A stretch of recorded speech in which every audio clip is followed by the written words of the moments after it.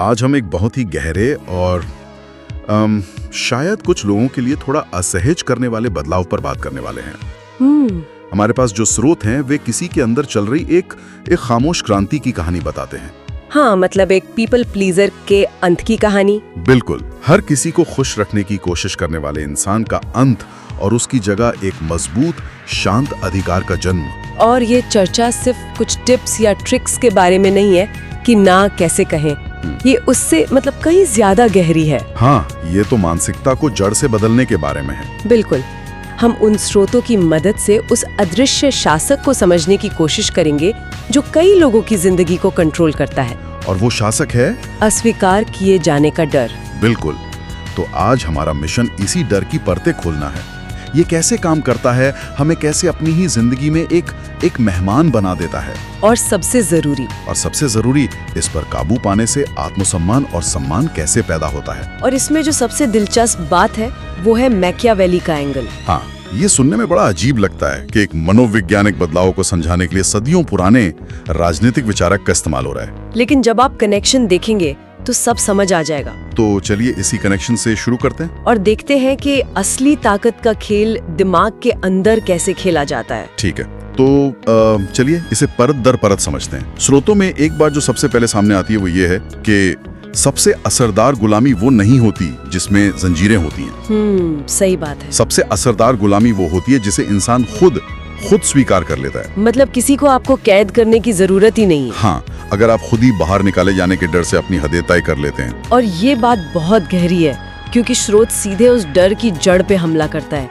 ये सिर्फ मतलब टकराव या बहस का डर नहीं है, उससे भी ज्यादा गहरा है ना। हाँ बिल्कुल, ये उससे कहीं ज्यादा पुराना और शक्तिशाली डर है। अकेले रह जाने का डर, समूह से निकाल दिए जाने का डर, त्याग दिए जाने का डर। ये हमारे अंदर बहुत गहराई तक बैठा हुआ है। स्रोत कहते हैं कि ये डर हमारे तर्क और विवेक पर हावी हो जाता है। तो इसका मतलब ये हुआ कि पीपल प्लीजर का जो व्यवहार है वो किसी बाहरी दबाव से उतना नहीं आता नहीं, जितना उसके अंदर के इस गहरे डर से आता है। बिल्कुल, उसे लगता है कि वो दूसरों की उम्मीदों को पूरा कर रही है, लेकिन असल में वो बस अपने सबसे बड़े डर से भाग रहा है। हाँ, ये तो एक तरह का धोखा है जो इंसान खुद को देता है।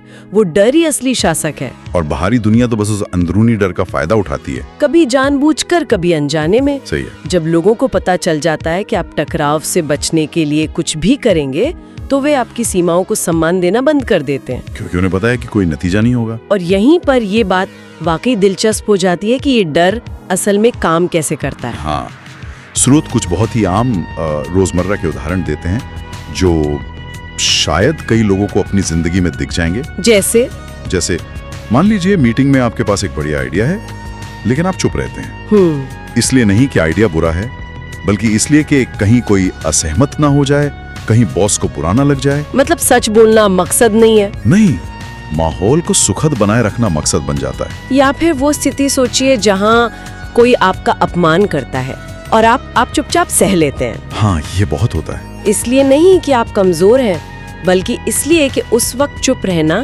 ज्यादा सुरक्षित लगता है। उस एक पल के टकराव से बचने के लिए आप अपने आत्मसम्मान का सौदा कर लेते हैं। बिल्कुल, और हर बार ऐसा करने पर आप अनजाने में सामने वाले को ये सिखा रहे हैं कि आपके साथ ऐसा व्यवहार किया जा सकता है। स्रोतों में एक और बहुत सटीक बात कही गई है, उन चीजों के लिए माफी मांगना जो आपकी गलती थी ही नहीं। हाँ, जैसे सॉरी, क्या मैं एक सवाल पूछ सकता हूँ? एग्जैक्टली। या किसी के बुरे बर्ताव के लिए भी खुद को जिम्मेदार मान लेना। ये सुनने में छोटी बातें लगती हैं, पर स्रोत कहते हैं कि हर बार जब आप ऐसा करते हैं तो आप अपनी पहचान, अपनी संप्रभुता का एक छोटा सा टुकड़ा दूसरे के हाथ में दे रहे हैं। और यहीं पे मैकियावेली का विचार एक झटके की तरह लगता है। हाँ, स्रोत में एक जिक्र है, लोग उस इंसान को नाराज करने में जरा भी नहीं हिचकिचाते जो खुद को बहुत प्रिय बनाने की कोशिश करता है। लेकिन वे उस इंसान से हमेशा सावधान रहते हैं जिससे डरते हैं।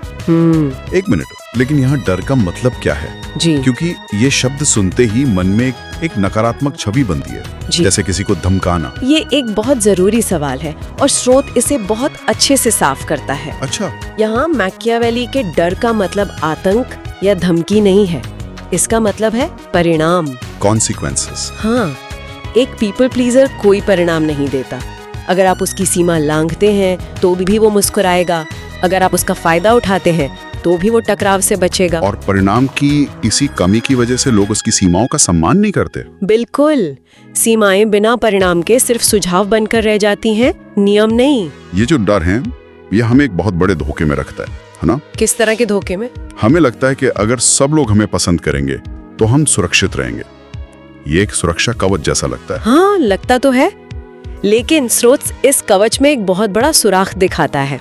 और वो सुराख क्या है? वो सुराख ये है कि पसंद किया जाना या लाइकेबिलिटी असल में बहुत ही नाजुक और खोखली चीज है। खोखली? हाँ, स्रोत इसे बहुत साफ शब्दों में कहते हैं, ये वफादारी पर नहीं बल्कि सुविधा पर आधारित है। कन्वीनियंस। मतलब जब तक आप लोगों के लिए सुविधाजनक है, हाँ, जब तक आप उनकी हाँ में हाँ मिला रहे हैं, जब तक आप उनकी जिंदगी आसान बना रहे हैं, तब तक वे आपको पसंद करते हैं। वाह, ये तो सोचने का पूरा नजरिया ही बदल देता है। मतलब वो आपको नहीं, आपकी दीवी सुविधा को पसंद कर रहे हैं। बिल्कुल। स्रोत कहते हैं कि ये वफादारी नहीं, सिर्फ पहुंच थी, एक्सेस। लोगों को आप तक आसान पहुंच पसंद थी, आपके आसान जवाब, आपकी आसान उपलब्धता पसंद थी। सही है। और जैसे ही आप असुविधाजनक बनते हैं, मान लीजिए आप पहली बार किसी काम के लिए मना करते हैं या अपनी कोई जरूरत सामने रखते हैं, तो वो पसंद का बुलबुला फट जाता है। और तब पीपल प्लीजर को जो चोट पहुंचती है वो बहुत गहरी होती है, क्योंकि उसे लगता है कि उसने वफादारी खो दी, जबकि वो वहाँ कभी थी ही नहीं। और ऐसी झूठी सुरक्षा को बनाए रखने के लिए अस्वीकृति का डर काम करता है। हाँ, ये डर आपके सोचने के तरीके को ही बिगाड़ देता है। कैसे?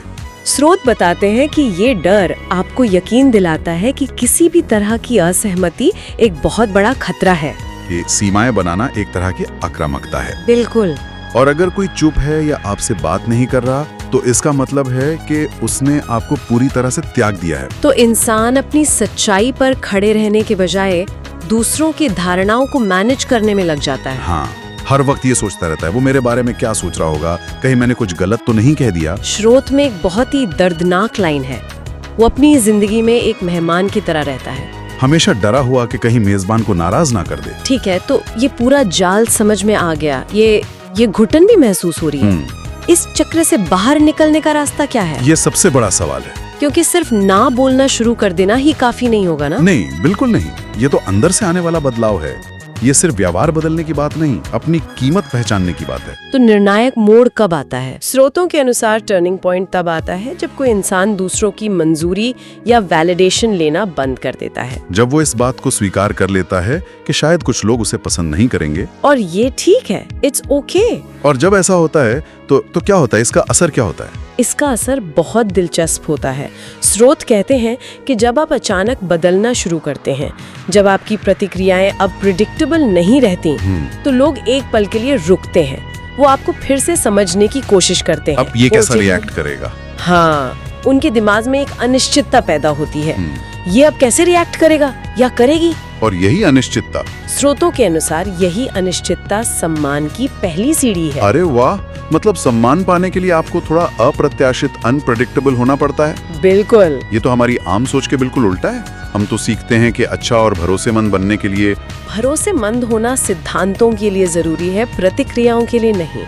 स्रोत इस बात पर बहुत जोर देते हैं कि अधिकार अपनी घोषणा नहीं करता, उसे महसूस किया जाता है। वो शांत होता है। हाँ, वो आत्मनियंत्रण से पैदा हुई अप्रत्याशितता है। और एक बहुत जरूरी बात, क्या? अधिकार उन लोगों को सफाई नहीं देता जिन्होंने पहले ही आपकी सीमा पार कर दी है। पीपल प्लीजर हमेशा ज्यादा समझाने की कोशिश करता है, हर ना के पीछे लंबा चौड़ा कारण देता है। हाँ, जबकि अधिकार चुप रहता है। कभी कभी चुप्पी सबसे शक्तिशाली जवाब होती है। यहाँ स्रोतों में पीपल प्लीजर और एक अधिकार वाले इंसान के बीच का फर्क बहुत अच्छे से समझाया गया है। पीपल प्लीजर बाहर की दुनिया में जीता है, वो लगातार दूसरों के चेहरे पढ़ता है, माहौल के हिसाब से अपनी आवाज का टोन बदलता है, और रिश्ते बचाने के लिए अपनी सच्चाई को एडिट करता रहता है। हाँ, उसकी जिंदगी का रिमोट कंट्रोल दूसरों के हाथ में होता है। इसके विपरीत अधिकार अंदर की दुनिया में जीता है। मतलब वो बाहरी प्रतिक्रियाओं से नहीं बल्कि अपने अंदर के सिद्धांतों से चलता है। उसे पता होता है कि वो कौन है और उसकी सीमाएं क्या हैं। ऐसा इंसान कम बोलता है, लेकिन उसके शब्दों में वजन होता है। बिल्कुल, वो हर किसी को खुश करने की कोशिश नहीं करता, इसलिए जब वो किसी की तारीफ करती है तो उसका मतलब होता है। वो चुनिंदा रूप से जुड़ती है और इसी वजह से लोग उसके जुड़ाव पर ध्यान देते हैं। जाहिर है जब कोई इस तरह बदलता है तो आसपास के लोगों की तरफ से विरोध भी होता होगा। हाँ, लोग अक्सर कहते हैं तुम तो बहुत बदल गए हो या तुम पहले जैसे अच्छे नहीं रहे। और ये सुनना बहुत मुश्किल हो सकता है। तो ऐसे में क्या करें? यहीं पर मैकियावेली का एक और विचार आपका कवच बन सकता है। स्रोत कहते हैं, जब लोग आपकी सीमाओं के बारे में शिकायत करना शुरू कर दें तो समझ जाइए कि सीमाएं काम कर रही हैं। एग्जैक्टली। ये शिकायत इस बात का सबूत है कि अब वो आपको पहले की तरह कंट्रोल नहीं कर सकते। ये एक सकारात्मक संकेत है, नकारात्मक नहीं। ये दिखाता है कि आपने अपनी जिंदगी का कंट्रोल वापस लेना शुरू कर दिया है। एक और विरोधाभास है जिस पर स्रोत बात करते हैं और वो बहुत दिलचस्प है। अच्छा। पीपल प्लीजर को लगता है कि बीइंग नीडेड मतलब लोगों को हर वक्त आपकी जरूरत होना एक तरह की सुरक्षा है। हाँ, अगर लोगों को मेरी जरूरत होगी तो वे मुझे कभी नहीं छोड़ेंगे। ये एक बहुत बड़ा भ्रम है। स्रोत इसके ठीक उलट बात कहते हैं। वे कहते हैं कि वैकल्पिक ऑप्शनल होना सम्मान पैदा करता है। मतलब जब आपकी उपस्थिति की गारंटी नहीं होती तो उसे महत्व दिया जाता है। बिल्कुल। जब आपकी हाँ ऑटोमेटिक नहीं होती तो उस पर विचार किया जाता है। जब आपका ध्यान और समय मुफ्त में नहीं मिलता तो वो कीमती हो जाता है। तो एक तरह से आत्मसम्मान से पैदा हुई कमी, स्कैसिटी ही आपकी शक्ति है। ये उस लिमिटेड एडिशन चीज की तरह है जिसकी कीमत इसलिए ज्यादा है क्योंकि वो हर किसी के लिए हर वक्त उपलब्ध नहीं है। बिल्कुल सही। और मैं फिर से ये साफ करना चाहूंगी कि ये आक्रामक या मतलबी बनना नहीं है। हाँ, ये बहुत जरूरी पॉइंट है। हाँ, आक्रामकता अक्सर असुरक्षा से आती है। अधिकार शांत होता है, वो परिणाम के पीछे नहीं भागता, वो शर्तें तय करता है। बिल्कुल। वो अपनी ऊर्जा दूसरों को मनाने या खुश करने में नहीं बल्कि अपने सिद्धांतों पर टिके रहने में लगाता है। तो आज के इस पूरी चर्चा का सार ये है कि ये यात्रा किसी के लिए क्रूर या कठोर बनने की नहीं है। नहीं, ये जागरूक बनने की है। शक्ति के खेल के प्रति जागरूक होना, दूसरों की और अपनी धारणाओं के प्रति जागरूक होना, और उस बारीक लाइन के प्रति जागरूक होना जहां आपकी दयालुता आत्मसमर्पण बन जाती है। बिल्कुल। और अंत में ये मैकियावेली के उस मूल सिद्धांत पर वापस आता है, जो खुद पर शासन करते हैं उन पर दूसरे शासन नहीं कर सकते। पीपल प्लीजर का अंत असल में अपनी आंतरिक संप्रभुता को वापस पाना है। हाँ, अपनी इंटरनल सोवरेनिटी को, मतलब अपनी जिंदगी की सल्तनत के सुल्तान आप खुद हैं। आप अपने मूल्यों पर मोल भाव करना बंद कर देते हैं, अपनी जरूरतों के लिए माफी मांगना बंद कर देते हैं। तो आकर्षण, एक ग्रेविटी पैदा होती है। कुछ लोग आपकी इस नई ऊर्जा से आपकी ओर खिंचते हैं। ये वो लोग हैं जो आपके असली स्वरूप का सम्मान करते हैं। और कुछ लोग दूर चले जाते हैं। हाँ, और ये वो लोग थे जो सिर्फ आपके पुराने सीमाहीन संस्करण का फायदा उठा रहे थे। और दोनों ही प्रतिक्रियाएं आपके लिए अच्छी हैं। और एक आखिरी बात जो मुझे लगता है बहुत जरूरी है, बताइए। पीपल प्लीजर इसलिए कमजोर नहीं था क्योंकि वो दूसरों की परवाह करता था। परवाह करना तो एक बहुत अच्छी बात है। सही बात है। वो इसलिए कमजोर था क्योंकि उसे ये सिखाया गया था कि परवाह करने का मतलब है खुद को मिटा देना। बिल्कुल। अधिकार का मतलब परवाह करना बंद करना नहीं है, इसका मतलब है परवाह करने के लिए खुद को मिटाना बंद करना। बिल्कुल। और यहीं पर हम अपने श्रोता के लिए एक विचार छोड़कर जाना चाहेंगे जिस पर वो सोच सकते हैं। जरूर।